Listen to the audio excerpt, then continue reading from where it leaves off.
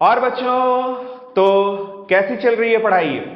यह है इलेक्ट्रोस्टैटिक्स की वीडियो नंबर 13 और आज से शुरू करेंगे एक नया चैप्टर।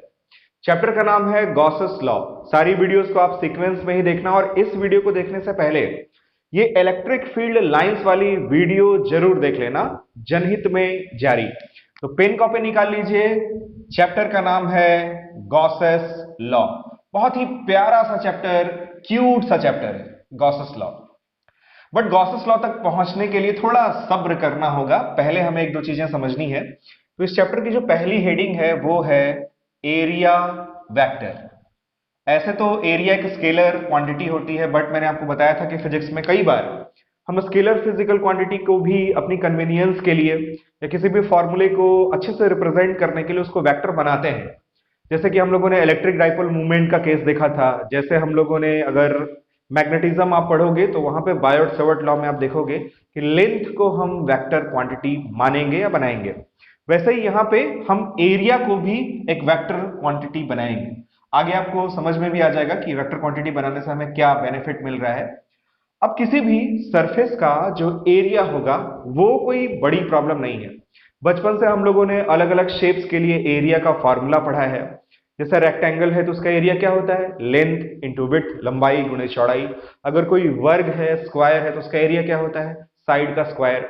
वैसे अगर कोई ट्राइंगुलर शेप का एरिया है तो उसका एरिया क्या होगा? मतलब सरफेस है तो उसका एरिया क्या होगा? 1/2 बेस इंटू हाइट। तो एरिया निकालना कोई बड़ी प्रॉब्लम नहीं है। हमें यहां समझना है कि अगर हम एरिया को वेक्टर बना रहे हैं तो उसकी डायरेक्शन किधर होगी। डायरेक्शन इज मोर इंपॉर्टेंट, वो हमें समझना है। तो इसके लिए आपको कुछ नहीं करना है, आप सिंपल मेरा बस एक लाइन याद रखो। एरिया वेक्टर हमेशा परपेंडिकुलर टू द सरफेस होगा, यानी सतह पर लंब होगा, परपेंडिकुलर होगा। And away from the surface, away from the surface यानी उस सरफेस से दूर जाता हुआ होगा। अवे फ्रॉम द सरफेस या फिर आप बॉडी भी बोल सकते हैं। तो एरिया वेक्टर की डायरेक्शन में हमेशा क्या याद रखना है? इसकी जो डायरेक्शन है वो किधर होगी? Perpendicular to the surface and away from the surface या फिर अवे फ्रॉम द बॉडी। जैसे सपोज ये कोई पृष्ठ है, सरफेस है, इसका हमें एरिया वेक्टर बनाना है। तो जैसे ये प्लेन सरफेस है, इसका एरिया वेक्टर हम परपेंडिकुलर टू द सरफेस लेंगे and away from the surface लेंगे। अवे फ्रॉम द सरफेस में आई होप आप समझ रहे होंगे, इधर भी ले सकते हैं और इधर भी ले सकते हैं, दोनों सही है, इसमें कोई प्रॉब्लम नहीं है। लेकिन जनरली क्वेश्चन वगैरह में इन दोनों में से हम उस एरिया वेक्टर को लेते हैं जिसकी डायरेक्शन इलेक्ट्रिक फील्ड की डायरेक्शन में होती है। तो यहां पे अगर हम एरिया वेक्टर बनाएं तो एरिया वेक्टर कैसे होगा? Area vector perpendicular to the surface and away from the body होगा। और यहां आप नीचे भी बना सकते हो, ये है एरिया वेक्टर। एरिया वेक्टर को, एरिया को तो जनरली ए से ही रिप्रेजेंट करते हैं, कुछ बुक्स में आपको एस भी मिलेगा, तो हम लोग यहाँ ए ही फॉलो करेंगे, ठीक। तो इस पूरे सरफेस का अगर एरिया ए हो तो एरिया वेक्टर कैसे बनाएंगे? Perpendicular to the surface and away from the body. ये भी सही है, ये भी सभी सही है, but generally taken as in the direction of electric field. Generally इन दोनों में से हम कौन से लेंगे? जो इलेक्ट्रिक फील्ड की डायरेक्शन में होगी। वैसे ही सपोज यहां पे हमारे पास कोई क्यूब है, घन। इसमें टोटल कितने सरफेसेस होते हैं? इसमें टोटल 6 सरफेसेस होते हैं। 1 2 3 4, ये सामने वाला 5 और पीछे वाला 6। अगर इस वाले सरफेस पे हम एरिया वेक्टर बनाएं तो perpendicular to the surface and away from the body. इस वाले के लिए फिर वही concept, perpendicular to the surface and away from the body, इससे दूर जाते हुए दिशा में और सतह पर परपेंडिकुलर, सतह पर लंब। वैसे इस नीचे वाले के लिए कैसे बनेगा एरिया वेक्टर? वेरी गुड, ऐसे होगा। इस वाले के लिए एरिया वेक्टर कैसे होगा? ऐसे होगा। सामने वाले के लिए इस तरह से होगा और भीतर वाले पृष्ठ के लिए ऐसे होगा, बट वो हम बना नहीं सकते। जैसे सपोज ये कोई क्यूबॉइड है, इसमें भी 6 सरफेसेस हैं, यहां आप देख लो तो ये भी आपको ऑटोमेटिक समझ में आ जाएगा। इस वाले सरफेस का एरिया वेक्टर हम ऐसे बनाएंगे, इस वाले सरफेस का एरिया वेक्टर ऐसे होगा, इस वाले सरफेस का एरिया वेक्टर ऐसे होगा। समझ आ रहा है? दिख रहा है अच्छे से? और इस वाले सरफेस का एरिया वेक्टर ऐसे होगा। तो इसका ऐसे, इसका ऐसे, इसका ऐसे, समझ गए? तो ये क्लियर हो गया, ये क्लियर हो गया। फिर सपोज हमारे पास में कोई सिलेंडर है और इस सिलेंडर में आपसे पूछेंगे कितने सरफेसेस हैं, तो इसमें 3 सरफेस। एक ऊपर वाला सर्कुलर प्लेन सरफेस, नीचे वाला वैसे ही सर्कुलर प्लेन सरफेस, और ये बीच वाला कर्व्ड सरफेस। तो इस सरफेस का एरिया वेक्टर वैसे ही बनाएंगे, perpendicular to the surface and away from the body. इस वाले का एरिया वेक्टर ऐसे होगा, perpendicular to the surface and away from the body. इसके कर्व्ड सरफेस पर अगर आप एरिया वेक्टर खींचना चाहते हो तो बहुत ही ध्यान से देखना, ये ऐसे है सिलेंडर हमारा, इसमें अगर अलग अलग जगह हम एरिया वेक्टर बनाएंगे तो यहां का एरिया वेक्टर ऐसे होगा, perpendicular to the surface and away from the body. But यहां पे परपेंडिकुलर टू द सरफेस ऐसे होगा and away from the body, यहां पे perpendicular to the surface and away from the body. इस तरह से एरिया वेक्टर बनाएंगे। तो यहां पे अगर बनाए तो ऐसे perpendicular to the surface and away from the body एक दो बना लेना। तो ये भी क्लियर हो गया। फिर वैसे ही सपोज कोई हमारे पास में स्फीयर हो, गोला, ये सर्कल नहीं है, एक स्फीयर है, आपको ना थोड़ा इमेजिन भी करना होगा। यहां पे ये एक स्फीयर है, स्फीयर के भी अलग अलग पॉइंट पर अगर हम एरिया वेक्टर बनाए, पहली बात इसके पूरे एरिया का एरिया वेक्टर इकट्ठे नहीं बनेगा क्योंकि सबकी डायरेक्शन अलग अलग होगी, इसलिए हम इसके सरफेस पे एक छोटा सा एरिया कंसिडर करेंगे और उसको मानेंगे कि वो डीए है। डीए मतलब इनफाइनाइटेसिमल स्मॉल एरिया, बहुत ही छोटा सा एरिया। तो अगर यहां पे हम देखें तो छोटे से इस एरिया का एरिया वेक्टर ऐसे होगा, perpendicular to the surface and away from the body. इसमें ध्यान रखना, आप बनाते समय कुछ बच्चे कैजुअली इधर उधर बना देते हैं, वैसा नहीं, आपका फिगर भी एक्यूरेट होना चाहिए। तो परपेंडिकुलर टू द सरफेस अगर आप खींचोगे तो इस लाइन को पीछे बढ़ाने पर वो सेंटर से पास होगा। तो इट्स बेटर कि आप ऐसे हल्का डॉट डॉट बना लिया करो, उसके बाद यहां से ऐसे कंटिन्यूअस लाइन खींच दो, ये हो गया perpendicular to the surface and away from the body. वैसे ही यहाँ एरिया वेक्टर बनाना है तो ऐसे होगा, यहाँ एरिया वेक्टर बनाना है तो ऐसे होगा, यहाँ एरिया वेक्टर ऐसे होगा और यहाँ एरिया वेक्टर ऐसे होगा। यहाँ पूरा पूरा एरिया ए था, एरिया वेक्टर हम लोगों ने ए लिख दिया, लेकिन यहाँ पे इसको लिखेंगे कि ये डी ए है। ये क्लियर हो गया। तो एरिया वेक्टर की कहानी इतनी ही है। एरिया वेक्टर का कंसेप्ट क्लियर, हमेशा याद रखना, perpendicular to the surface and away from the body. तो अब आगे बढ़ते हैं। अब अगला जो कंसेप्ट हमें इस चैप्टर में पढ़ना है वो फिजिक्स का एक बहुत ही तगड़ा कंसेप्ट है, उसका नाम है इलेक्ट्रिक फ्लक्स। तो अगली हेडिंग इलेक्ट्रिक फ्लक्स नहीं है, पहले समझते हैं फ्लक्स क्या होता है। तो अगली हेडिंग है हमारी फ्लक्स। फ्लक्स की अगर लिटरल मीनिंग की बात करी जाए, फ्लक्स क्या होता है, फ्लक्स का शाब्दिक अर्थ क्या है। तो फ्लक्स का अर्थ होता है कोई भी चीज अगर फ्लो कर रही है, कोई भी चीज अगर फ्लो कर रही है, हम यूनिट एरिया से जो भी चीज फ्लो कर रही है वो यूनिट एरिया से कितना फ्लो करेगी, अगर हम उसको मेजर करें तो हम उसको फिजिक्स में फ्लक्स बोलते हैं। So flux is what, it is the measurement of flow of anything. अब एनीथिंग में ये पार्टिकल भी हो सकता है, ये मास भी हो सकता है, ये वॉल्यूम भी हो सकता है, ये लाइट भी हो सकता है, ये एनर्जी भी हो सकता है, कुछ भी हो सकता है। जो भी चीज फ्लो करेगी हम उसका फ्लक्स मेजर कर सकते हैं। So it is the measurement of flow of anything. Anything में बहुत सारी चीजें हो सकती हैं, थ्रू एनी एरिया, एरिया में भी पर यूनिट एरिया लेना है, through any per unit area and perpendicular to the area. बहुत ही इंपॉर्टेंट पॉइंट है।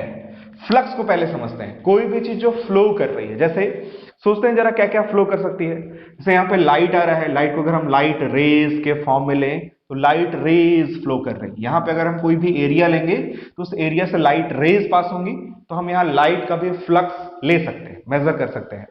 कहीं भी किसी ट्यूब में पानी बह रहा है, वहां भी अगर हम एक एरिया कंसिडर करें तो उस एरिया से पानी का वॉल्यूमेट्रिक फ्लो मिलेगा, तो हम वहां पे भी पानी का वॉल्यूमेट्रिक फ्लो से हम उसका वॉल्यूमेट्रिक फ्लक्स निकाल सकते हैं।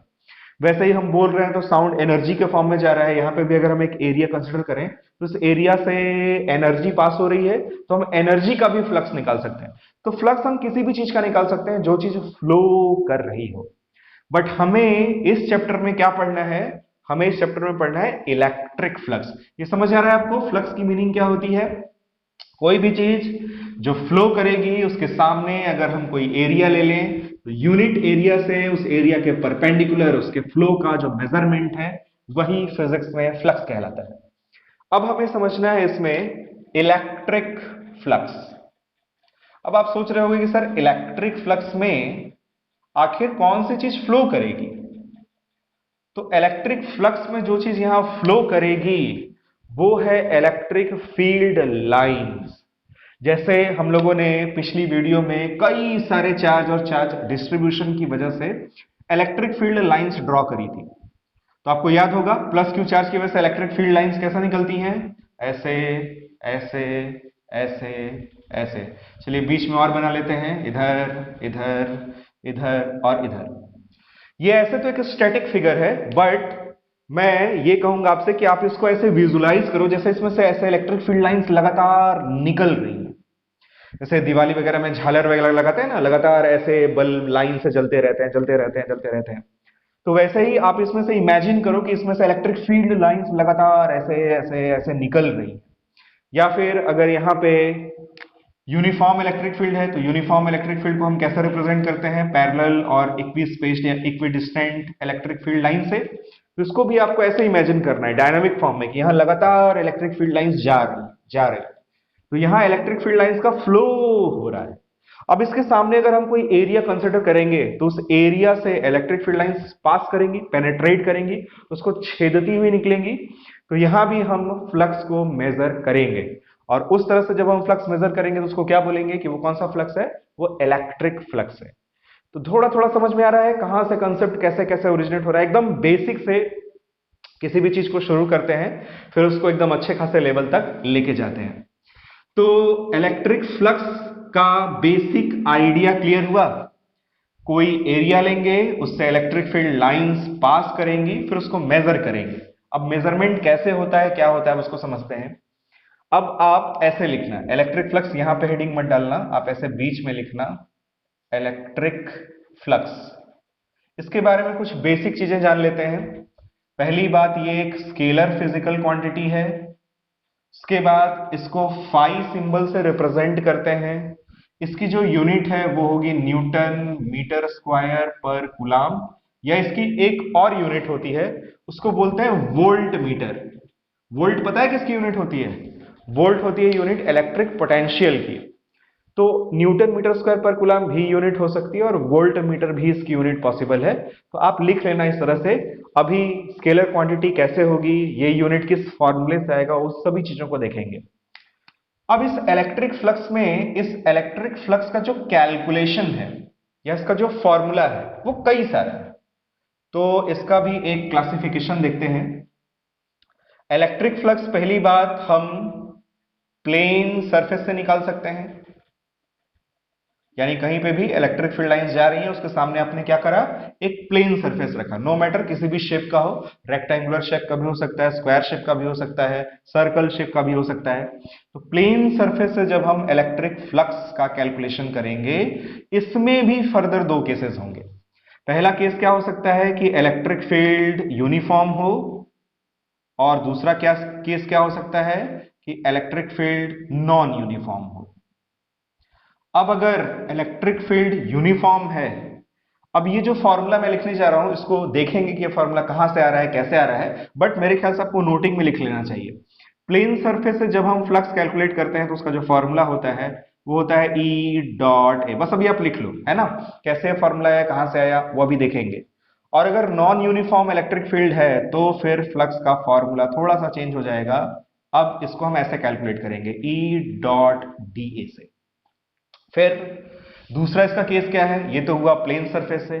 अब अगर सरफेस कर्व्ड सरफेस है, कैसा सरफेस है, कर्व्ड सरफेस। जैसे कोई स्फीयर है, उस स्फीयर के पूरे इस सरफेस से हमें फ्लक्स निकालना है, या फिर कोई सिलेंडर है उसके कर्व्ड सरफेस से हमें अगर फ्लक्स निकालना है, तो इसके कैलकुलेशन के लिए जो फॉर्मूला यूज होता है वो होता है सरफेस इंटीग्रेशन। इंटीग्रेशन साइन में ऐसे अगर छोटा सा गोला बना दिया जाए तो इसको क्या पढ़ेंगे, इसको पढ़ेंगे सरफेस इंटीग्रेशन। इसकी आदत डाल लो, है ना, आगे अभी बहुत ज्यादा ये यूज होगा। इस इंटीग्रेशन को क्या बोलते हैं, सरफेस इंटीग्रेशन, और फॉर्मूला यही यूज होगा, phi is equal to surface integration E dot d A. और तीसरा फ्लक्स के कैलकुलेशन का जो मेथड है वो है यूजिंग गॉसेस लॉ, और ये बहुत ही इंपॉर्टेंट है, बहुत ही इंटरेस्टिंग है, बट यहां तक पहुंचने के लिए इन सारी चीजों से होकर गुजरना होगा। तो ये आप लिख लेना कि इलेक्ट्रिक फ्लक्स का कैलकुलेशन किन किन केसेस में कैसे कैसे करते हैं। इसका भी फॉर्मूला है, चाहो तो आप इसका भी फॉर्मूला लिख सकते हो, phi is equals to Q enclosed divided by epsilon. अभी कैसे आ रहा है, कहां से ये आ गया, ये हम लोग गॉसेस लॉ में देखेंगे, बट यहाँ नोटिंग में चाहो तो आप लिख सकते हो। जब आप चैप्टर पढ़ लोगे फिर दोबारा कभी आप इन पेजेस को पलटोगे तो एकदम आसानी से आपको माइंड में सब सारी चीजें एकदम समझ आ जाएंगी कि हम लोग कैसे कैसे किन किन केसेस में कैलकुलेशन करते हैं। तो अब देखते हैं हम लोग प्लेन सरफेस से इलेक्ट्रिक फ्लक्स का कैलकुलेशन, उसमें भी कौन सा केस लेंगे, जब इलेक्ट्रिक फील्ड यूनिफॉर्म होगी। फिर इस केस को भी लेंगे, फिर इसको और इसको आगे की वीडियो में देखेंगे। तो अब आप हेडिंग डालो, calculation of electric flux through a plane surface. तो अब देखते हैं calculation of electric flux through a plane surface, और उसमें भी कौन सा केस लेंगे, जब इलेक्ट्रिक फील्ड कैसी होगी, यूनिफॉर्म।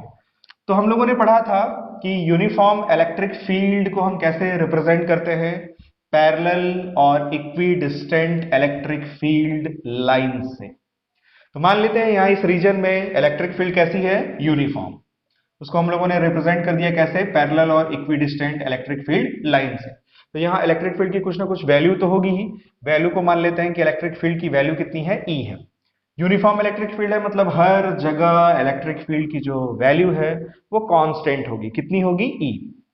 अब हमें यहां पे एक सरफेस लेना है, तो फॉर एग्जांपल सरफेस में ऐसा रेक्टेंगुलर सरफेस ले लेते हैं, और इसी सरफेस पे, अब इस सरफेस का जो ओरिएंटेशन है वो बहुत तरीके से पॉसिबल है। हम सरफेस को यहाँ पे ऐसे भी रख सकते हैं, ऐसे भी रख सकते हैं, ऐसे भी रख सकते हैं। तो सबसे पहले सबसे जो सिंपलेस्ट केस है उस केस को लेते हैं और इलेक्ट्रिक फ्लक्स समझते हैं कि इलेक्ट्रिक फ्लक्स हम कैसे कैलकुलेट करेंगे। तो ध्यान से देखना, यहाँ पे सरफेस कैसे रखा हुआ है, इस तरीके से, यानी हम कह सकते हैं कि इलेक्ट्रिक फील्ड लाइंस के या फिर इलेक्ट्रिक फील्ड के डायरेक्शन के परपेंडिकुलर ऐसे है हमारा सरफेस, कैसा है, रेक्टेंगुलर शेप का। हमें इससे निकालना है इलेक्ट्रिक फ्लक्स। इलेक्ट्रिक फ्लक्स के कैलकुलेशन में जो हम सरफेस लेते हैं ना, वो भी हाइपोथेटिकल या फिर इमेजिनरी होता है। ऐसा नहीं कि प्लेट या कटोरा लेके कहीं भी चले गए आप भिखारियों की तरह इलेक्ट्रिक फ्लक्स कैलकुलेट करने के लिए, ऐसा नहीं है। हमारा जो ये सरफेस होगा वो भी कैसा होगा, इमेजिनरी। इलेक्ट्रिक फील्ड लाइंस कैसी होती हैं, ये भी इमेजिनरी होती है। बड़ी अजीब बात है, यहाँ सब इमेजिनेशन में, परिकल्पना में ही सारी चीजें चल रही हैं। तो यहाँ पे हमारा ये जो सरफेस है वो इस तरीके से है।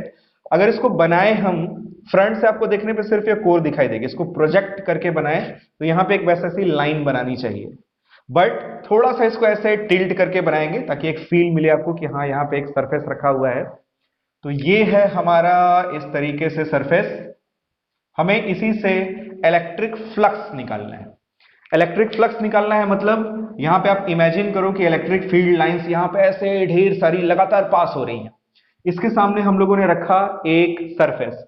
इस सरफेस में इसका जो लेंथ है इसको मान लिया जाए L, और इसकी जो विड्थ है उसको मान लिया जाए B। तो इसका एरिया क्या होगा, इसका एरिया आएगा लेंथ इंटू विड्थ। अच्छा, अब हमें क्या करना है, इससे इलेक्ट्रिक फ्लक्स निकालना है। इलेक्ट्रिक फ्लक्स निकालना है मींस व्हाट, हमें इस सरफेस से इस सरफेस के परपेंडिकुलर जितनी भी इलेक्ट्रिक फील्ड लाइंस जा रही हैं उनकी संख्या निकालनी है। अब यहाँ एक बड़ी इंटरेस्टिंग चीज ये है कि यहाँ इससे, इस सरफेस से कितनी इलेक्ट्रिक फील्ड लाइंस पास होंगी, वो तो इस बात पर डिपेंड करता है कि कौन कितनी इलेक्ट्रिक फील्ड लाइंस बनाता है। मैंने आपको इलेक्ट्रिक फील्ड लाइंस में समझाया था कि इलेक्ट्रिक फील्ड लाइंस की जो संख्या है वो एक सब्जेक्टिव चीज होती है, वो हमारे ऊपर डिपेंड करता है कि हम कितनी बनाते हैं।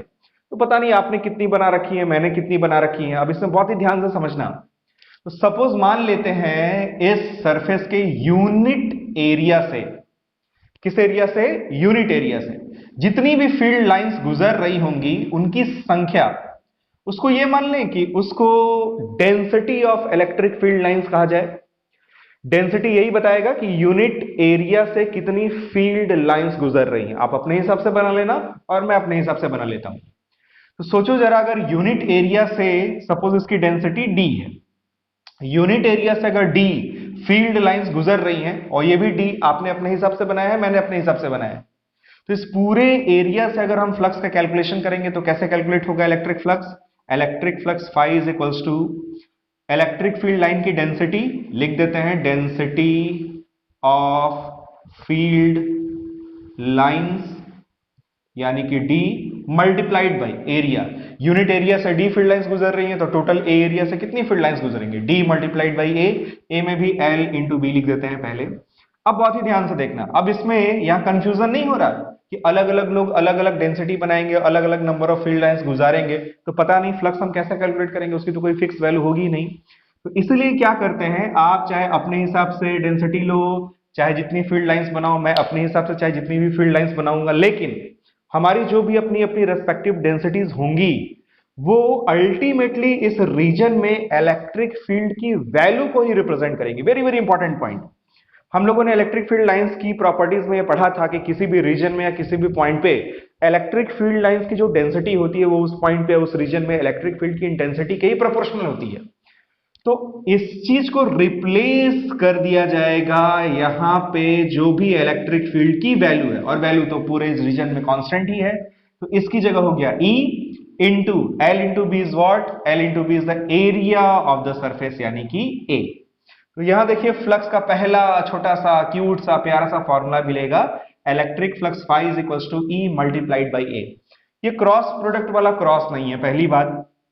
दूसरी बात, ये जनरल फॉर्मूला भी नहीं है, ये मैंने आपको स्टार्टिंग में बस आपको बताया है कि इलेक्ट्रिक फ्लक्स हम कैसे कैलकुलेट करते हैं, उसमें क्या प्रॉब्लम होती है और इसकी जगह हम E को क्यों सब्स्टिट्यूट करते हैं।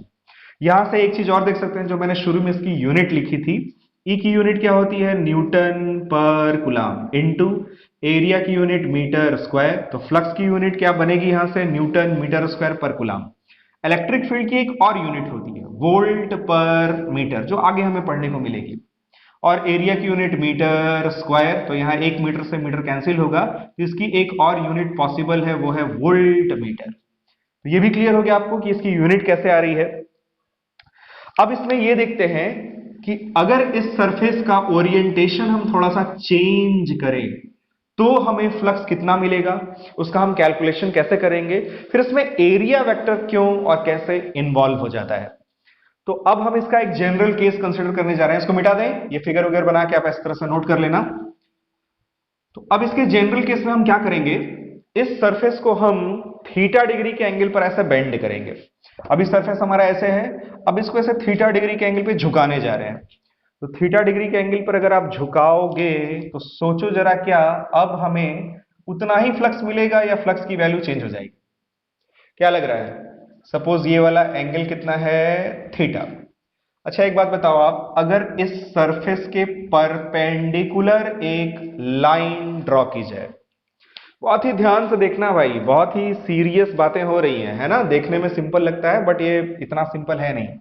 हमारा सरफेस यहां पे ऐसे था, अब हमने इस सरफेस को ऐसे थीटा डिग्री के एंगल पर बेंड कर दिया, झुका दिया। हम यहां पे क्या कह रहे हैं कि इस सरफेस के ऐसे परपेंडिकुलर, जैसे हम एरिया वेक्टर लेते थे वैसे हमने एक ऐसे डॉटेड लाइन ड्रॉ की है। अब अगर इस इलेक्ट्रिक फील्ड लाइन की डायरेक्शन में ऐसे एक लाइन ड्रॉ करें और आपसे पूछें कि आप बता दो ये वाला एंगल कितना होगा, तो मैंने आपको कई वीडियोस में सिखाया है, जो एंगल दो लाइंस के बीच में होता है वही एंगल दोनों लाइंस की म्यूचुअली परपेंडिकुलर लाइंस के भी बीच में होता है।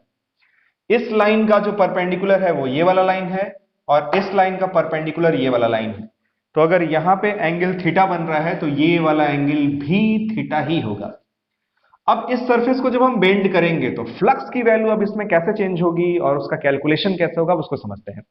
उसको समझने के भी दो तरीके हैं, मैं दो अलग अलग तरीकों से आपको समझाता हूं कि इस केस में हम इलेक्ट्रिक फ्लक्स का कैलकुलेशन कैसे करेंगे।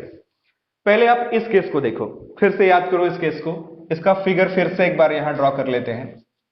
हमारा सरफेस ऐसे ही था, इलेक्ट्रिक फील्ड लाइंस अगर इसके परपेंडिकुलर इसको छेदती हुई पेनेट्रेट करती हुई गुजर रही हैं, इट मींस यहां पे इलेक्ट्रिक फील्ड की डायरेक्शन भी ऐसे ही होगी। क्यों भाई? इलेक्ट्रिक फील्ड लाइन के किसी भी पॉइंट पर खींची गई टेंजेंट की डायरेक्शन ही तो इलेक्ट्रिक फील्ड इंटेंसिटी की डायरेक्शन प्रोवाइड करती है। अच्छा, इसका पूरा एरिया कितना था? इसका पूरा एरिया था ए, तो फ्लक्स हम लोगों ने कैलकुलेट किया, कितना आया? ई मल्टीप्लाइड बाई ए। ठीक। अच्छा, इलेक्ट्रिक फील्ड तो यूनिफॉर्म है, यहां भी अगर हम इलेक्ट्रिक फील्ड की बात करें तो इलेक्ट्रिक फील्ड ऐसा ही होगी, और वैल्यू कितनी है? ई। अब सोचो जरा, अगर इस इलेक्ट्रिक फील्ड का हम कंपोनेंट करें तो एक कंपोनेंट इस डायरेक्शन में आएगा, वो होगा ई कॉस थीटा, और एक कंपोनेंट इस डायरेक्शन में आएगा, वो होगा ई साइन थीटा। सोचो जरा, फ्लक्स हमें किससे मिलेगा? ई साइन थीटा वाले कंपोनेंट से मिलेगा या फिर ई कॉस थीटा वाले कंपोनेंट से मिलेगा? इस इलेक्ट्रिक फील्ड को हम लोगों ने दो दिशाओं में तोड़ दिया, इस डायरेक्शन में जो कि सरफेस के है परपेंडिकुलर, और एक इस डायरेक्शन में जो कि सरफेस के पैरेलल होगा। तो इलेक्ट्रिक फ्लक्स की डेफिनेशन क्या होती है? नंबर ऑफ फील्ड लाइंस जो किसी भी सरफेस से पास होती हैं और उस सरफेस के परपेंडिकुलर होती हैं। तो इलेक्ट्रिक फील्ड का जो कंपोनेंट इस सरफेस के परपेंडिकुलर होगा उसी से तो हमें फ्लक्स मिलेगा। तो फ्लक्स के कैलकुलेशन में कौन सा कंपोनेंट यूज होगा? ई कॉस थीटा। तो ये आप नोटिस कर पा रहे हो, देख पा रहे हो, समझ पा रहे हो कि सरफेस को जब हम लोगों ने थीटा डिग्री के एंगल पर झुकाया तो इलेक्ट्रिक फील्ड का जो ये कॉस वाला कंपोनेंट है, अब हमें उससे फ्लक्स मिलेगा। तो अब सोचिए जरा, एरिया तो यहां चेंज हुआ नहीं क्योंकि हम लोगों ने इसी सरफेस को जस्ट बेंड किया है, तो एरिया तो यही होगा, लेकिन अब इलेक्ट्रिक फील्ड की हमें कौन सी वैल्यू लेनी है? ई कॉस थीटा। तो इसी फॉर्मूले को अगर हम यहां पे अप्लाई करें तो हमें फ्लक्स कितना मिलना चाहिए? E cos theta multiplied by A, यानी phi is equals to E A cos theta. ये पहला मेथड है समझने का। ये क्लियर हो गया आपको? मेरे ख्याल से बहुत ही अच्छे से समझ आ गया होगा। अब आगे बढ़ते हैं, देखते हैं इसका मेथड नंबर 2। मेथड नंबर 2 में फिर थोड़ा सा आपको विजुअलाइजेशन करना होगा। इस चैप्टर में ना बहुत ज्यादा इमेजिनेशन करनी पड़ती है। अब पता नहीं क्या क्या आप इमेजिन करते हो, थोड़ा सा फिजिक्स में भी इमेजिनेशन कर लिया करो, है ना। ध्यान से देखो, अगर हम यहां से एक ऐसे पॉइंट यहां पे ले आए, यहां से ऐसे इसको ज्वाइन कर दें, तो क्या हम ये कह सकते हैं कि जितनी फ्लक्स हमें यहां से मिलेगी, जितनी फील्ड लाइंस यहां से पास होंगी, उतनी ही फील्ड लाइन यहां से भी गुजरेंगी? हाँ, यहाँ पे परपेंडिकुलर नहीं है, यहाँ पे इलेक्ट्रिक फील्ड की ये जो वैल्यू है उसके हिसाब से आप जो भी फील्ड लाइन बनाओगे उससे हमें फ्लक्स मिलेगा, बट मोटे मोटे तौर पर ऐसा समझ सकते हैं कि जो ये ऊपर वाली फील्ड लाइन तो इससे पास होगी नहीं, तो एक तरह से हम यहां इस एरिया से जो भी फील्ड लाइंस गुजर रही हैं वही आगे जाके इस एरिया से भी गुजरेंगी, ऐसा आप समझ सकते हैं। तो यहां देखिए, फिर से फिगर को बनाते हैं। ये था हमारा ओरिजिनल शेप, कुछ इस तरीके से सरफेस का, हमने इसको ऐसे बेंड कर दिया। बेंड करने से हम ये कह रहे हैं कि अब हमें सिर्फ इससे फ्लक्स कैलकुलेट करने के लिए इस एरिया से फ्लक्स कैलकुलेट करना चाहिए। तो यहां पे इलेक्ट्रिक फील्ड की वैल्यू कितनी है? इलेक्ट्रिक फील्ड की वैल्यू ए है, लेकिन अब की बार ये एरिया डिक्रीज हो गया, ये एरिया चेंज हो गया।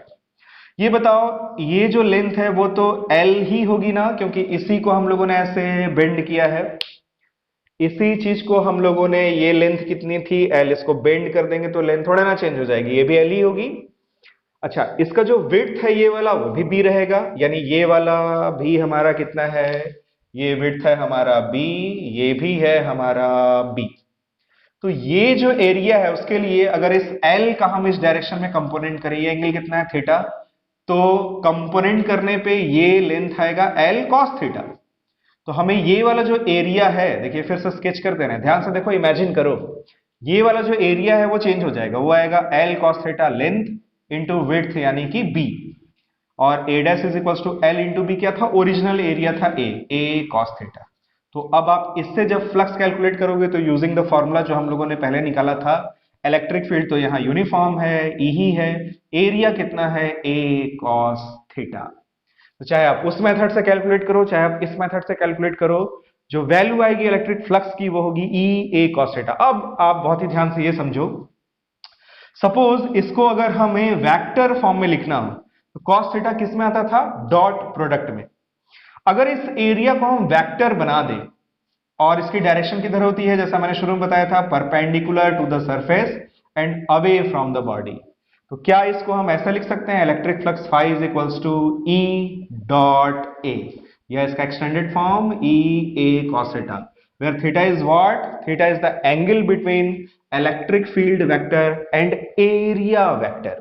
इसीलिए इस चैप्टर में हम लोग एरिया को एज अ वेक्टर क्वांटिटी लेते हैं।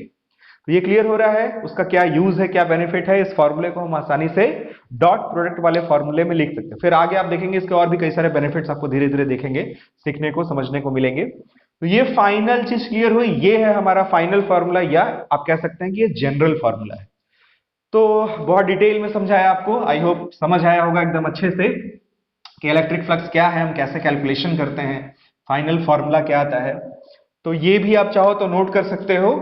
और फिर नीचे अब एक सिंपल सा फिगर बनाते हैं जो इसका निचोड़ है। फाइनली हम लोगों ने क्या सीखा। सपोज ये कोई हमारा सरफेस है, इसका टोटल एरिया कितना है, ए। इसका जो एरिया वेक्टर होगा वो इस तरीके से होगा, perpendicular to the surface and away from the body.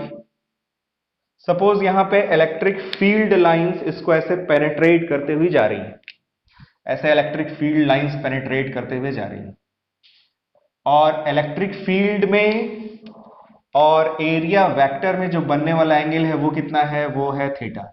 Flux through this surface is defined as phi is equals to E dot A, या फिर एक्सटेंडेड फॉर्म में ई ए कॉस थीटा। तो ये क्लियर हो गया एकदम अच्छे से। फ्लक्स का कैलकुलेशन हम कैसे करेंगे, ध्यान रहे, ये फॉर्मूला हम तभी लगा सकते हैं जब ई की वैल्यू कैसी होगी, कांस्टेंट होगी। अब इसमें आप देखो नोट नंबर 1, नोट नंबर 2 करके कुछ इंपॉर्टेंट चीजें समझते हैं। नोट नंबर 1, ये एक स्केलर क्वांटिटी है, क्योंकि डॉट प्रोडक्ट से हमें फ्लक्स मिल रहा है, वो मैंने शुरू में ही लिख दिया था। इसकी यूनिट भी हम लोग समझ चुके हैं, एरिया को हम यहाँ पे क्यों वेक्टर बना रहे हैं वो भी हम लोग समझ चुके हैं। अब इसमें हमें क्या समझना है, सपोज इफ थीटा की जो वैल्यू है, इस थीटा की वैल्यू ग्रेटर देन और equal to 0 degree, less than 90 degree हो, यानी थीटा की वैल्यू एक्यूट हो। एक्यूट जैसे 30 degree, 45 degree, 60 degree, 75 degree, something like that. तो जब थीटा की वैल्यू एक्यूट होगी तो कॉस थीटा की वैल्यू पॉजिटिव होगी, और अगर कॉस थीटा की वैल्यू पॉजिटिव है तो एरिया तो वैसे भी मैग्नीट्यूड है, यहाँ ये भी इलेक्ट्रिक फील्ड का मैग्नीट्यूड है, ये भी पॉजिटिव होगा, ये भी पॉजिटिव होगा। अगर किसी का साइन पॉजिटिव, नेगेटिव या फिर जीरो हो सकता है तो वो कॉस थीटा है। पर अगर एंगल की वैल्यू इतनी रेंज में आप सेट करोगे तो कॉस थीटा की वैल्यू पॉजिटिव आएगी। तो if theta lies between this particular interval, then हमारा जो इलेक्ट्रिक फ्लक्स है वो कैसा होगा, वो पॉजिटिव होगा। नोट नंबर 2, अब अगर थीटा की वैल्यू हो जाए सीधे सीधे 90 डिग्री, 90 डिग्री अगर होगा, अच्छा इसमें एक केस छूट गया, अगर थीटा की वैल्यू 0 डिग्री होगी, 0 डिग्री का मतलब सपोज इसी में आप नीचे बना के लिख लेना, एरिया वेक्टर तो ऐसा ही होता है। अगर इलेक्ट्रिक फील्ड भी इसी डायरेक्शन में है, यानी सरफेस के सीधे सीधे परपेंडिकुलर है, तो सारी की सारी फील्ड लाइंस इस सरफेस के परपेंडिकुलर ही गुजरेंगी, इसलिए हमें जो फ्लक्स मिलेगा वो मैक्सिमम होगा। तो if theta is equals to, देखो इसी में आप लिख लेना, if theta is equals to 0 degree, या केस नंबर 1 में, नोट नंबर 1 में उसको लिख लेना, नोट नंबर 2 में फिर आप ये लिख लेना। तो अगर थीटा की वैल्यू 0 डिग्री होगी तो फ्लक्स की हमें जो भी वैल्यू मिलेगी वो मैक्सिमम होगी, और उसकी वैल्यू कितनी आएगी, ई A cos 0 degree. Cos 0 degree की वैल्यू होती है 1, यानी ये आएगा ई ए सिंपली। बहुत ही इंपॉर्टेंट पॉइंट है। नोट नंबर 2 में हमें क्या समझना है, theta is equals to 90 degree. 90 degree means what, हमारा एरिया वेक्टर तो ऐसे होता है हमेशा, इलेक्ट्रिक फील्ड लाइन इस सरफेस से होकर गुजरे, इस सरफेस के प्लेन के पैरेलल हो, ऐसे हमारी इलेक्ट्रिक फील्ड लाइंस है, दिख रहा है, इस तरीके से हमारी इलेक्ट्रिक फील्ड लाइंस जा रही हैं, और एरिया वेक्टर है ऐसे। तो दोनों के बीच में एंगल कितना बनेगा, 90 डिग्री, और cos 90 की वैल्यू कितनी होती है, 0। तो यहां से हमें इलेक्ट्रिक फ्लक्स क्या मिलेगा, वो हो जाएगा 0। फ्लक्स पॉजिटिव भी हो सकता है, फ्लक्स 0 भी हो सकता है। और नोट नंबर 3, अगर सपोज थीटा की वैल्यू 90 से ज्यादा है बट 180 डिग्री से कम या बराबर है, तो इस रेंज के लिए थीटा की वैल्यू जब आप इसमें पुट करोगे तो cos थीटा की वैल्यू नेगेटिव होती है, और cos थीटा अगर नेगेटिव होगा तो पूरा फ्लक्स भी कैसा आएगा, negative. Then flux will also be what, negative. तो फ्लक्स की वैल्यू पॉजिटिव भी हो सकती है, फ्लक्स की वैल्यू 0 भी हो सकती है, फ्लक्स की वैल्यू नेगेटिव भी हो सकती है। Depends upon what, it depends upon angle between electric field vector and area vector. कभी कभी कुछ टीचर्स पूछते हैं कि नेगेटिव फ्लक्स का क्या मतलब होता है। सिंस हम लोगों ने फ्लक्स की डेफिनेशन में क्या पढ़ी है, डेफिनेशन में बहुत कॉन्ट्राडिक्शन है, धीरे धीरे आपको समझ आ रहा हो कि इलेक्ट्रिक फ्लक्स क्या होता है, किसी भी सरफेस से उस सरफेस के परपेंडिकुलर कितनी इलेक्ट्रिक फील्ड लाइंस गुजर रही हैं, उनकी संख्या इलेक्ट्रिक फ्लक्स होती है। तो संख्या कभी नेगेटिव थोड़े ना होती है। तो इलेक्ट्रिक फ्लक्स के नेगेटिव होने का क्या मतलब है कि जो भी हम सरफेस ले रहे हैं इलेक्ट्रिक फील्ड लाइंस उस सरफेस के भीतर इंटर कर रही हैं। जैसे सपोज ये चार्ज है क्यू, इसके चारों तरफ आपने ऐसा एक स्फेरिकल सरफेस लिया, इससे इलेक्ट्रिक फील्ड लाइंस ऐसे ही निकलती हैं।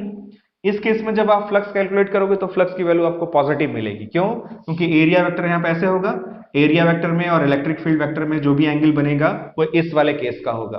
वैसे भी आप देख सकते हैं वहां पे 0 डिग्री का एंगल बनेगा।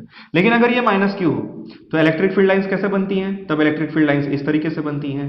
तो आप जब फ्लक्स कैलकुलेट करोगे तो वो नेगेटिव आएगा। तो negative flux means what? Electric field lines जो भी आप सरफेस ले रहे हो जिससे आप इलेक्ट्रिक फ्लक्स कैलकुलेट कर रहे हो उस फ्लक्स के भीतर इंटर कर रहे हैं। ये मतलब होता है नेगेटिव फ्लक्स का। तो फ्लक्स की कहानी यहां पे होती है खत्म। फ्लक्स का जो बेसिक पहला कंसेप्ट है वो क्लियर हो चुका है। अब इस पे कुछ छोटे छोटे क्वेश्चन लेते हैं। तो पहला क्वेश्चन देखते हैं। क्वेश्चन भी इसमें बहुत वैरायटी के हैं, बहुत तरह के क्वेश्चन बनते हैं। सबसे पहला सबसे सिंपल क्वेश्चन से स्टार्ट करते हैं। क्वेश्चन नंबर 1, सपोज किसी रीजन में इलेक्ट्रिक फील्ड की वैल्यू गिवन है आई कैप प्लस 2 जे कैप प्लस 2 के कैप, ठीक।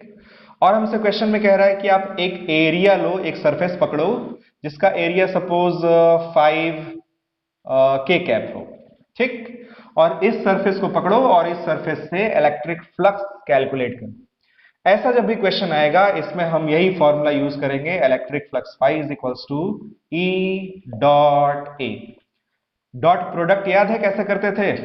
आई कैप के कोफिशिएंट का मल्टीप्लाई करते हैं आई कैप के कोफिशिएंट में। तो यहां तो इसको आप ऐसे भी लिख सकते हो, इलेक्ट्रिक फील्ड की वैल्यू आई प्लस 2 जे प्लस 2 के, इसका हमें डॉट प्रोडक्ट करना है। ये जो 5 के कैप है इसको आप लिख सकते हो 0 आई प्लस 0 जे प्लस 5 के। फिर इसका मल्टीप्लाई इसमें होगा 0, इसका मल्टीप्लाई इसमें होगा 0, सिर्फ इसका मल्टीप्लाई इसमें होगा, वो आएगा 10। और के कैप डॉट के कैप कितना होता है 1, और इसकी जो यूनिट है वो कितनी होती है वोल्टमीटर या फिर न्यूटन मीटर स्क्वायर पर कूलम। एक सेकंड इसको जरा विजुअलाइज करें। विजुअलाइज करते हैं इसको। ये है हमारी एक्स एक्सिस, ये है हमारी वाई एक्सिस, और जेड एक्सिस तो ऐसे होता है पर उसको बना नहीं सकते तो मजबूरी में ऐसे बना लेते हैं जेड एक्सिस। इसको आप विजुअलाइज कर पा रहे हो ये किधर है कैसे है? 1 यूनिट जाएंगे लॉन्ग एक्स, 2 यूनिट जाएंगे लॉन्ग वाई, और फिर 2 यूनिट जाएंगे लॉन्ग जेड, और जहां पहुंचेंगे ओरिजिन से उस पॉइंट को मिलाएंगे। तो कुछ इस तरीके से यहां पे हमारी इलेक्ट्रिक फील्ड है। और यहां पे हम एरिया कैसा ले रहे हैं? एरिया की वैल्यू कितनी है 5 स्क्वायर यूनिट, और के कैप लगा है ना, इसका मतलब यहां पे जो एरिया है वो इस तरीके से होगा। जो भी सरफेस होगा, जैसा भी शेप का सरफेस होगा, उसका जो एरिया का वैल्यू है वो कितना है 5, और इसका जो डायरेक्शन है वो देखिए किधर है, के कैप। के कैप किधर होता है? Along Z axis. तो ऐसे ही देखिए एरिया यहां पे है, एक तरह से हम कह सकते हैं कि एरिया एक्स वाई प्लेन में रखा हुआ है। तो यहां ऐसे एरिया है और ऐसे इस तरह से इलेक्ट्रिक फील्ड लाइंस इसमें से गुजर रही हैं, और हम लोगों ने ये फ्लक्स कैलकुलेट किया है। पहला क्वेश्चन क्लियर हो गया, वेरी गुड। अब बात करते हैं क्वेश्चन नंबर 2 की। क्वेश्चन नंबर 2 इससे थोड़ा सा अच्छा लेवल का क्वेश्चन है। क्वेश्चन में क्या कह रहा है? सपोज इलेक्ट्रिक फील्ड की वैल्यू कहीं पे vector E is equals to है E naught I cap. I cap लगा है, इसका मतलब समझ गए आप। इसकी डायरेक्शन किधर होगी जल्दी से बताइए? इसकी डायरेक्शन होगी along पॉजिटिव एक्स एक्सिस। इस तरीके से यहां इलेक्ट्रिक फील्ड है। अब क्वेश्चन में हमसे कह रहा है कि आप एक एरिया लो, इस एरिया की एक सरफेस लो जिसका एरिया कितना हो, एक आपको सरफेस लेना है जिसका एरिया कितना है, जिसका एरिया है ए, और इसमें 3 केस हमें दिए जा रहे हैं। पहले केस में कह रहा है कि जब ये जो सरफेस है सपोज रेक्टेंगुलर शेप का सरफेस है, इसको आप सबसे पहले केस में एक्स वाई प्लेन में रखो, सेकेंड केस में आप इसको वाई जेड प्लेन में रखो, और थर्ड केस में आप इसको जेड एक्स प्लेन में रखो, और फिर इस सरफेस से जो फ्लक्स की वैल्यू होगी वो आप कैलकुलेट करके बताओ। बहुत ही मस्त क्वेश्चन है। तो देखते हैं इसमें कैसे कैलकुलेशन करेंगे। ये है हमारा जेड एक्सिस, अच्छे से समझने के लिए यहां बना लेते हैं ना, दिख रहा होगा आपको आराम से। ये है हमारा जेड एक्सिस। पहला केस क्या है कि ये जो भी सरफेस है वो कैसे रखा हुआ है? एक्स वाई प्लेन में। एक्स वाई प्लेन का मतलब यहां पे ऐसे रखा है इस तरीके से, अब सोचो जरा, इसका एरिया वेक्टर ऐसे होगा ना, perpendicular to the surface and away from the body. ऐसे भी मान सकते हो, वैसे भी मान सकते हो, ऐसे ही मान लेते हैं। ये इसका एरिया वेक्टर, और इलेक्ट्रिक फील्ड तो इस तरीके से है। तो इलेक्ट्रिक फील्ड है एक्स डायरेक्शन में, एरिया वेक्टर होगा जेड डायरेक्शन में। दोनों के बीच में एंगल कितना बनेगा, 90 डिग्री। और जब भी इलेक्ट्रिक फील्ड और एरिया वेक्टर में बनने वाला एंगल 90 डिग्री होता है, फ्लक्स की वैल्यू कितनी हो जाती है, जीरो। पहले वाले केस में हमारा आंसर क्या होगा, जीरो। दूसरे केस में क्या कह रहा है कि ये वाईजेड प्लेन में रखा है। वाईजेड प्लेन में रखे होने का पहले मतलब समझो आपकी कैसे रखा हुआ है। यह है हमारी जेड एक्सिस, ये है वाई एक्सिस, ये है जेड एक्सिस। वाईजेड प्लेन का मतलब ऐसे रखा हुआ है। समझ पा रहे हो आप, देख पा रहे हो। इसका एरिया वेक्टर कैसे लेंगे, मैंने कहा था एरिया वेक्टर हमेशा इन the direction of electric field ले लेना चाहिए। हम ऐसे भी मान सकते हैं, ऐसे भी मान सकते हैं, पर ये वाला लेंगे। तो ये है एरिया वेक्टर जो कि इलेक्ट्रिक फील्ड की डायरेक्शन में है, यानी दोनों के बीच में बनने वाला एंगल कितना होगा, 0 डिग्री। तो फ्लक्स कैसे कैलकुलेट करेंगे, flux phi is equals to आएगा, जो फॉर्मूला होता है ई ए कॉस थीटा। उसमें ई की वैल्यू कितनी है, ई नॉट, एरिया की वैल्यू है पूरा पूरा ए, और थीटा की वैल्यू 0 डिग्री। तो इससे आएगा flux phi is equals to E naught A. या अगर आप डॉट प्रोडक्ट के फॉर्म में करना चाहते हो तो भी उससे यही आंसर आएगा। इसको आप लिखोगे ई नॉट आई कैप डॉट, इस एरिया को आप लिखोगे ए और आई कैप, क्योंकि एक्स डायरेक्शन में उसका जो एरिया वेक्टर है उसकी डायरेक्शन आ रही है, तो आई डॉट आई वन हो जाएगा, यही आंसर आएगा। फिर तीसरे केस को कंसिडर करते हैं। इसमें क्या है, ये जो हमारा सरफेस है वो किधर रखा हुआ है, वो जेड एक्स प्लेन में है। तो जेड एक्स प्लेन में होने का मतलब ये है हमारी जेड एक्सिस, ये है हमारी X axis. Z X plane का मतलब ये हुआ, इसका एरिया वेक्टर ऐसे होगा, यानी कि अलोंग वाई डायरेक्शन में। एरिया वेक्टर इस डायरेक्शन में आ रहा है, इलेक्ट्रिक फील्ड इस डायरेक्शन में है, फिर से दोनों के बीच बनने वाला एंगल कितना होगा, 90 डिग्री होगा। यानी इस केस में भी फ्लक्स की वैल्यू कितनी होगी, जीरो होगी। तो ये था क्वेश्चन नंबर 2। धीरे धीरे समझ आ रहा है कैसे हम इलेक्ट्रिक फ्लक्स का कैलकुलेशन कर रहे हैं, वेरी गुड। अब एक और क्वेश्चन लेते हैं। सपोज यहां पे फिर से ये अपनी एक्स एक्सिस, ये अपनी वाई एक्सिस, ये अपनी जेड एक्सिस। सपोज यहां पे इस तरीके से कोई सर्कुलर सरफेस है, इसका रेडियस है आर। ये फिर से वही एक्स जेड प्लेन में है, यानी ये है हमारी जेड एक्सिस, इस तरीके से ऐसे रखा हुआ है। इसका एरिया वेक्टर ऐसे लेंगे। अगर यहां पे इलेक्ट्रिक फील्ड सपोज दे दिया जाए आपको E naught J cap, electric field की वैल्यू कितनी है, ई नॉट जे कैप, यानी वैल्यू है ई नॉट, और डायरेक्शन किधर है, डायरेक्शन है अलोंग, जे कैप इधर होता है, अलोंग पॉजिटिव वाई। तो ये है इलेक्ट्रिक फील्ड, इसका एरिया वेक्टर भी इधर ही होगा। तो हमें अगर इसमें इलेक्ट्रिक फ्लक्स निकालना हो तो क्या करेंगे, ई ए कॉस थीटा वाला फॉर्मूला यूज करेंगे। इलेक्ट्रिक फील्ड की वैल्यू कितनी है, ई नॉट, एरिया कितना होगा सर्कुलर सरफेस का, पाई आर स्क्वायर, और थीटा की वैल्यू कितनी होगी, 0 डिग्री। तो ये आएगा E naught multiplied by pi R square. छोटा सा क्वेश्चन था। अब एक और अच्छा सा क्वेश्चन करते हैं। सपोज किसी रीजन में इलेक्ट्रिक फील्ड हमारी यूनिफॉर्म है। कैसी है, यूनिफॉर्म। अब हमें क्या करना है, बहुत ही इंपॉर्टेंट चीज बता रहे हैं, बहुत ही ध्यान से देखना। सपोज यहां किसी रीजन में इलेक्ट्रिक फील्ड हमारी यूनिफॉर्म है। हमने यहां पे लिया एक क्यूब। क्यूब कैसा होगा, क्यूब हमारा कैसा होगा, रियल या इमेजिनरी, इमेजिनरी। ये नहीं कि जूते का डब्बा वब्बा लेके चले गए आप फ्लक्स कैलकुलेट करने के लिए, वैसा काम नहीं करना ना। तो ये है हमारा क्यूब। सपोज इस वाले सरफेस को हम कहें सरफेस नंबर 1, ये है हमारा सरफेस नंबर 2, ये है 3, ये है 4, सामने वाला 5 और पीछे वाला 6। समझ पा रहे हो, किसी भी क्यूब में 6 सरफेसेस होते हैं।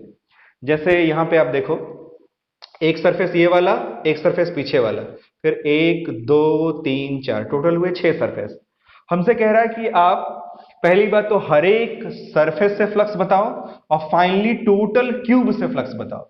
फ्लक्स कैसी क्वांटिटी होती है, फ्लक्स होती है स्केलर क्वांटिटी।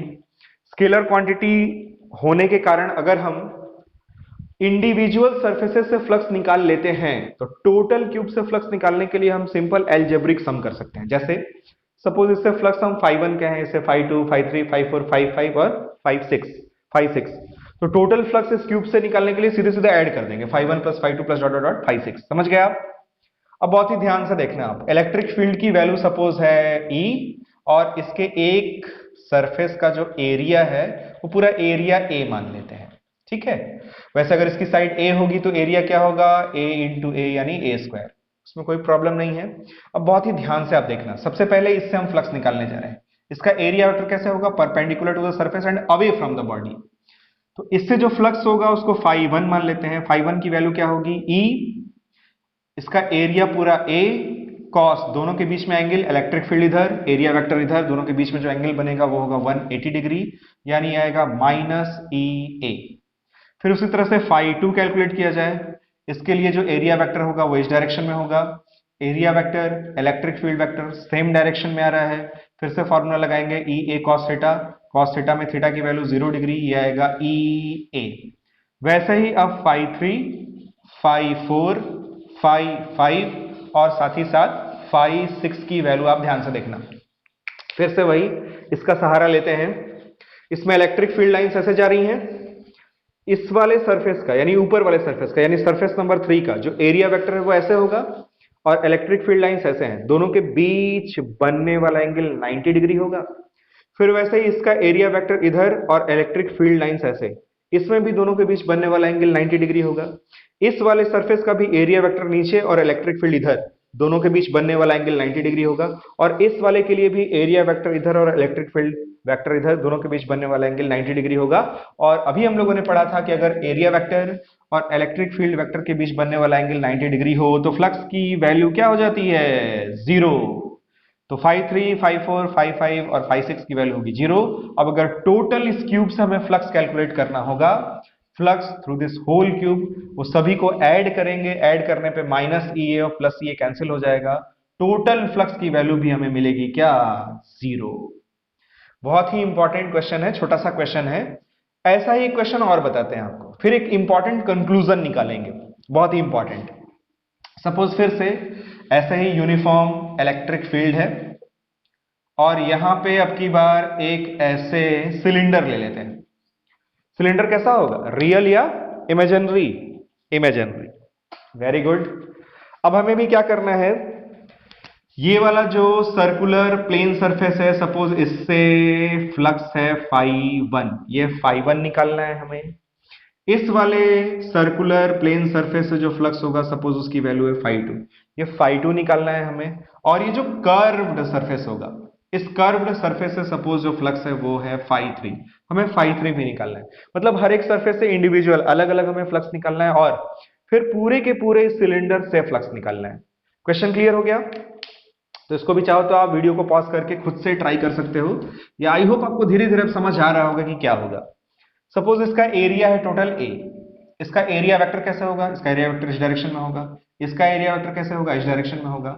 अगर हम इसमें φ1 कैलकुलेट करें, इलेक्ट्रिक फील्ड की वैल्यू E मान लेते हैं, है ना, तो इससे जो फ्लक्स होगा वो क्या होगा, EA cos, दोनों के बीच बनने वाला एंगल, इलेक्ट्रिक फील्ड इधर, एरिया वेक्टर इधर, दोनों के बीच बनने वाला एंगल होगा 180 डिग्री, ये आएगा -EA। φ2 कैलकुलेट करते हैं, φ2 होगा EA cos, दोनों के बीच बनने वाला एंगल 0 डिग्री, सेम डायरेक्शन में है, ये आएगा +EA या सिंपली EA।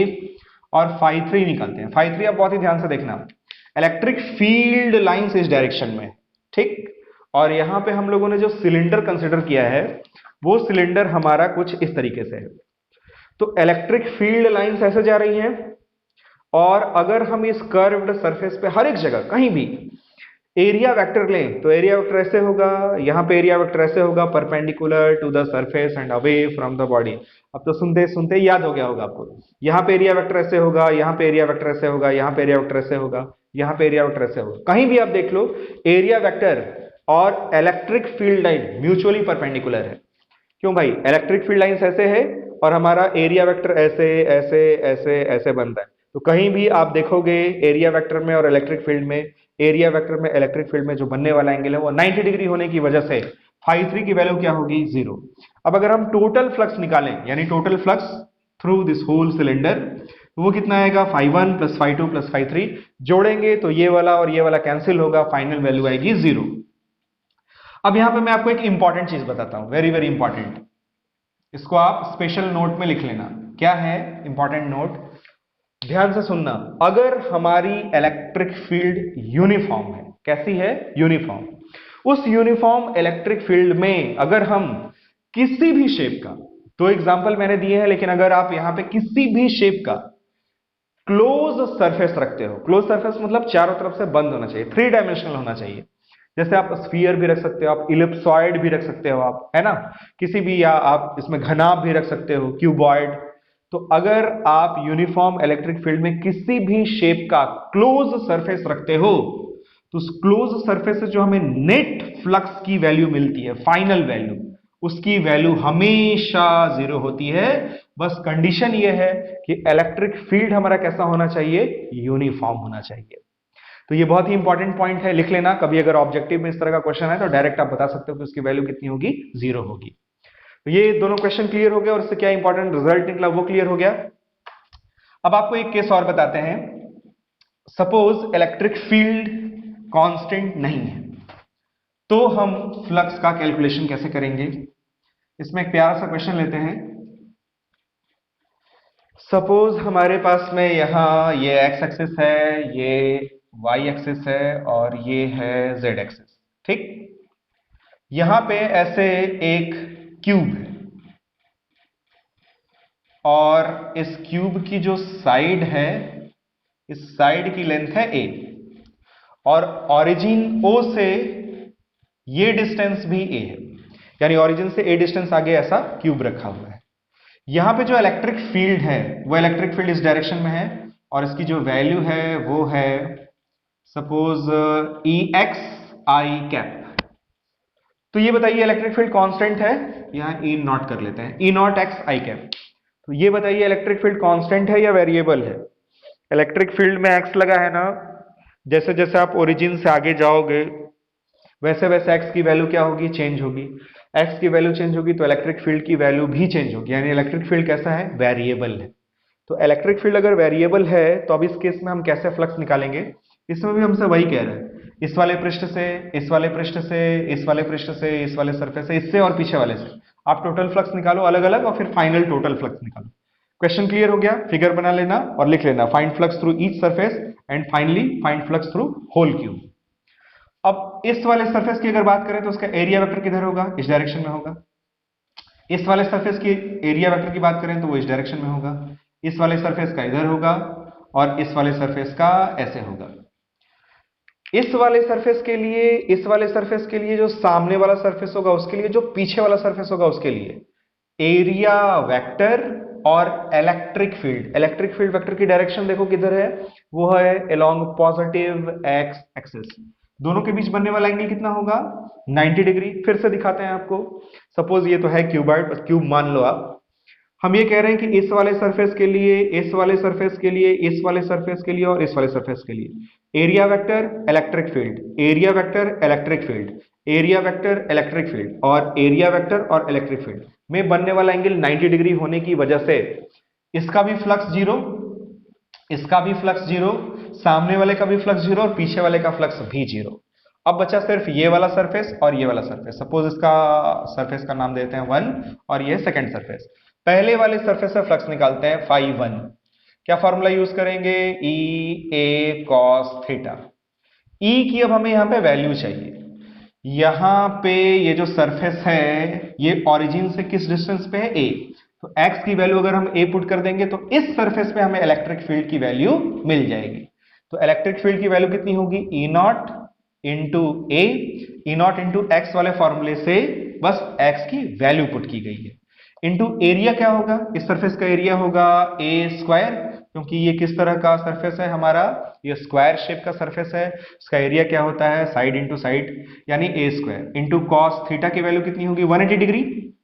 तो ये आएगा ई नॉट ए क्यूब और कॉस 180 डिग्री की वैल्यू -1, यानी ये आएगा माइनस ई नॉट ए क्यूब। अच्छा, इसी तरह से आप फाई 2 निकालते हैं। फाई 2 की वैल्यू क्या होगी? फाई 2 की वैल्यू कैलकुलेट करने के लिए यहां पे अगर हम इलेक्ट्रिक फील्ड और एरिया वेक्टर के बीच का एंगल देखें तो एंगल कितना है? 0 डिग्री। फिर से यही फॉर्मूला यूज करेंगे, ई ए कॉस थीटा। अब ई की वैल्यू हमें चाहिए, वो है ई नॉट और एक्स। अब की बार यहां पे इस वाले सरफेस के लिए एक्स की वैल्यू होगी ए प्लस ए, यानी कि 2a। तो ये हो गया 2a इंटू एरिया कितना होगा? ए स्क्वायर इंटू थीटा की वैल्यू कितनी होगी 0 डिग्री, तो ये आएगा 2 ई ए नॉट सॉरी ए क्यूब। अब इसमें हमें फाइनल वैल्यू चाहिए, तो फाइनल वैल्यू यानी फाइनल फ्लक्स की जो वैल्यू होगी वो कितनी होगी, फाइनल फ्लक्स की वैल्यू आ जाएगी φ1 प्लस φ2। जब आप करोगे φ1 प्लस φ2 तो ये कितना आ जाएगा, φ1 की वैल्यू है माइनस ई नॉट ए क्यूब और ये है, ये यहाँ पे ई नॉट है, तो 2 ई नॉट ए क्यूब में से ई नॉट ए क्यूब घटेगा, फाइनली बचेगा ई नॉट ए क्यूब। यहां भी आपने देखा इलेक्ट्रिक फील्ड जब नॉन यूनिफॉर्म है तो इस पूरे क्यूब से हमें जो फ्लक्स मिल रहा है वो जीरो नहीं है, इसलिए मैंने पिछले वाले केस में जोर देकर आपको कहा था कि वो तभी होगा जब आपका इलेक्ट्रिक फील्ड कैसा होगा, यूनिफॉर्म। तो यहां लेक्चर नंबर 1 में यहीं पे रहने देते हैं।